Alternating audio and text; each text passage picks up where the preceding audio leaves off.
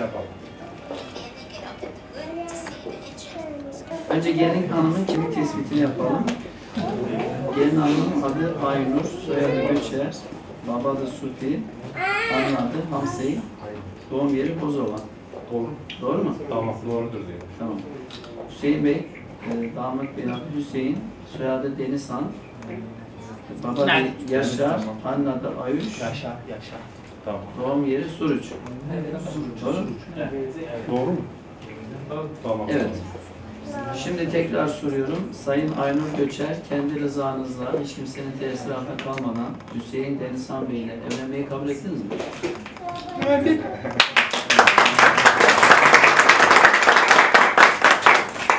Sayın Hüseyin Denizhan, siz de kendi rızanızla hiç kimsenin tesiri altında kalmadan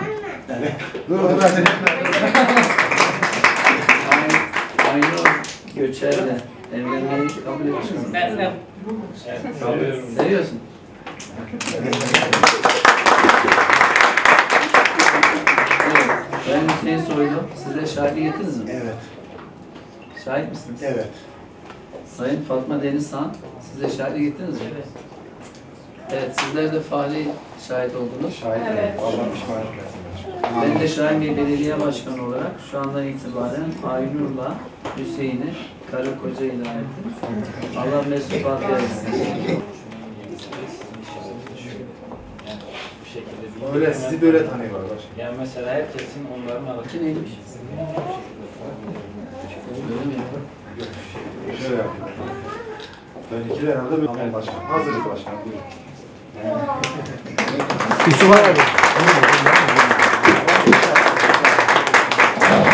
Şu an yeni bir aile kuruldu.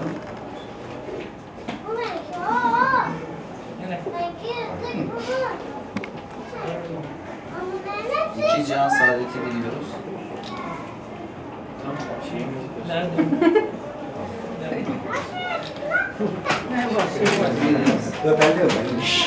Tamam.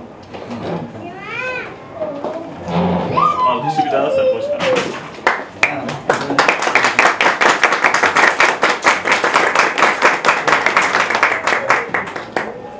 Kaç çocuk? Çocuk? Şu an ne bileyim miyim?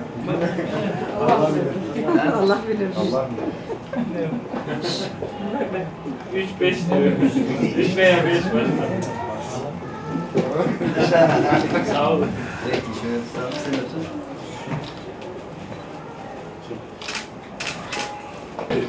Nasıl? Evet, Şahin Bey Belediyesi olarak şu ana kadar her yıl Türkiye'de birinci oluyoruz. En fazla nikah kıyan belediye ve en fazla çocuğun olduğu belediye Şahin Bey Belediyesi. Bu rekorumuzu da inşallah bu yılda devam ettirmek istiyoruz. Şu ana kadar 3135 nikah akdini gerçekleştirme olduk. Ama şu an sezonun başındayız. Yaz sezonunda daha fazla sayıda nikah kıyıyoruz. İnşallah geçen yılki rekorumuz olan 7267 rekorunu inşallah bu yıl egale ederek daha fazla nikah kıymak istiyoruz. Ben evlenen çiftlerimize hepsine iki can saadeti diliyorum, mutluluklar diliyorum. Aynı zamanda evlilik okulumuz da devam ediyor. Evlilik okulumuza her gün ilgi alaka daha da artıyor. Şu ana kadar 30 bine yakın çiftimize bu alanda eğitim verdik. İnşallah bu eğitimlerimizi katılımcı sayılarını da arttırarak devam ettiriyoruz. Düğün hediyesi olarak da yeni evlenecek çiftlerimize otomatik çamaşır makinesi hediye etmeye devam ediyoruz. Her ay kursa katılan bir çiftimizi de ayrıca kura çekerek Umre'ye götürüyoruz. Amacımız eşler arasındaki diyaloğu, sevgiyi, muhabbeti artırarak mutlu aile, huzurlu toplum projesiyle huzurlu bir toplum elde etmek istiyoruz. Çünkü bizim toplumumuzun çekirdek yapısı ailedir. Aileyi güçlü tutarsak toplumda güçlü tutmuş olacağız. Teşekkür ederim. Sayın Aylin Çömez, kendi rızanızla hiç kimsenin tesiri altında kalmadan Tolga Demir Bey ile evlenmeyi kabul ettiniz mi? Evet. Evet, Sayın Tolga Demir, siz de kendi rızanızla hiç kimsenin tesiri altında kalmadan Aylin Çömez hanımefendi ile evlenmeyi kabul ettiniz mi? Evet.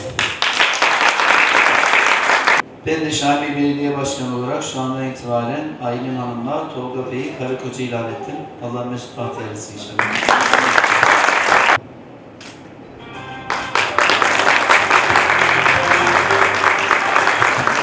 Genelde kız istemeye gittiklerinde tuzlu kahve yapıyorlar damatlara. Sen de yaptın mı? Evet yaptım. İçtin mi? Sonuna kadar. O zaman sabırlı bir damat olacak. Sen de ona sabırlı ol. Birbirinize sabır. İnşallah buyurun. Kahve içerken bizi hatırlarsın ama bundan sonra tuzsuz kahve.